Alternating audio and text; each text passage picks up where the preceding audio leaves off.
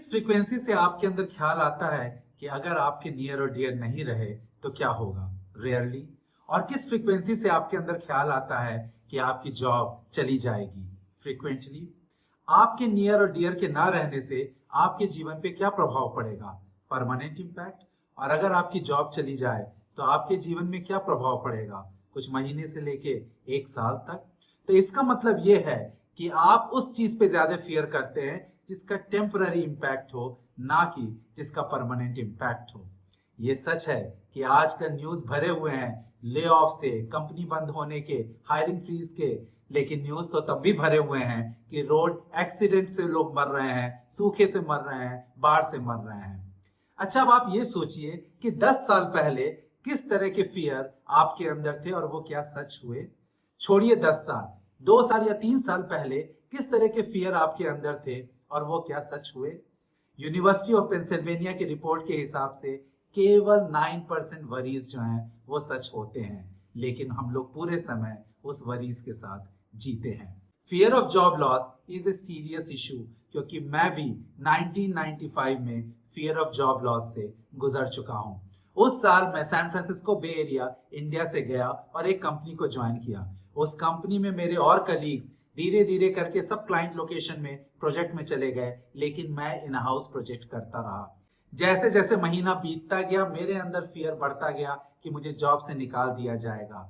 मैंने job search करना शुरू किया और एक नई जॉब मिली। मैं बहुत रिलैक्स था और खुश था, लेकिन उस जॉब को ज्वाइन करने के 1 महीने अंदर ही एक र्यूमर आया कि ये डिवीजन ठीक नहीं कर रहा है, इसे बंद कर दिया जाएगा। और साथ में ये भी र्यूमर आया कि जो लोग नए ज्वाइन किए हैं उन्हें पहले निकाला जाएगा बनिस्बत की ओल्ड टाइमर्स के। एक पैनिक सेट हो गया, क्योंकि एक नई कंट्री, नया जॉब, कोई सेविंग्स नहीं, मैं सिंगल अर्नर और मेरे साथ मेरी फैमिली। मैं समझ सकता हूँ फियर ऑफ जॉब लॉस क्या होता है।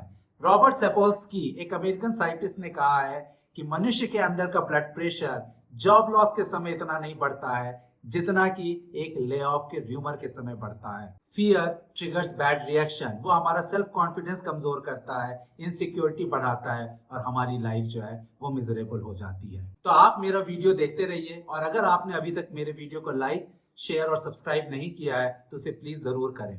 तो अब इस फियर ऑफ जॉब लॉस को कैसे डील करना चाहिए?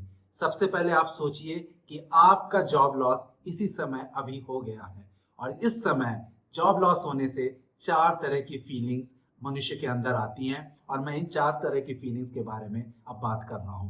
पहली फीलिंग है feeling of helplessness and loneliness, और इस समय आपका नेटवर्क काम आता है, क्योंकि नेटवर्क इज योर नेटवर्थ। और नेटवर्क जो है आपको करियर शुरू होने से ही बनाना पड़ता है, क्योंकि जब आपको सचमुच जरूरत पड़ती है तब नेटवर्क कोई सहायता नहीं देता है।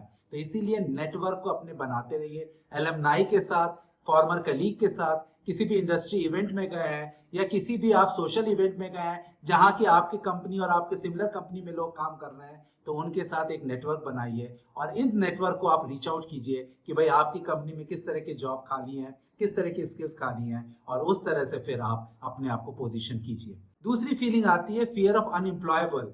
इसका मतलब है कि क्या मुझे जॉब मिल सकती है।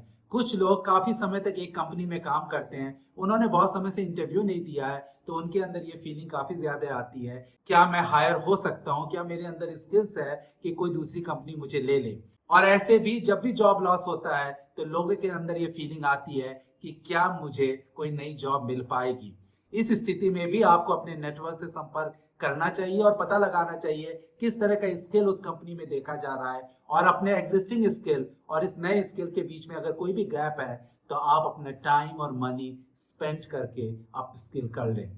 तीसरी फीलिंग आती है फियर ऑफ फाइनेंशियल इनसिक्योरिटी, क्योंकि मेरे पास इतना पैसा नहीं है कि मैं कुछ महीने या साल तक गृहस्थी चला सकूं।